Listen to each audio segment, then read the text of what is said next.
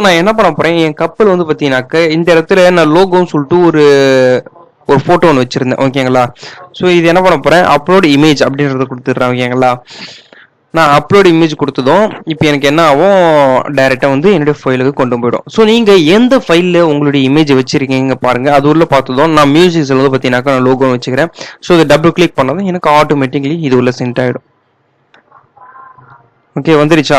But நம்ம இதுல ஒரு மிஸ்டேக் பார்க்கலாம். எனக்கு ஏன் இந்த மாதிரி மட்டும் எனக்கு இதுவா இருக்கு, எனக்கு இந்த லோகோ வந்து இந்த பக்கமும் இந்த பக்கம் கொஞ்சம் பெருசா வேணும் அப்படின்னாக்கா நம்ம டிசைனை வந்து பாத்தீங்கன்னாக்கா அட்ஜஸ்ட்மெண்ட் பண்ணிக்கலாம். ஸோ எப்படி அட்ஜஸ்ட்மெண்ட் பண்ணனாக்கா எடிட் ஆப்ஷன் இருக்கு இல்லையா, இதுதான் அந்த பென் மாதிரி இருக்கு இல்லையா.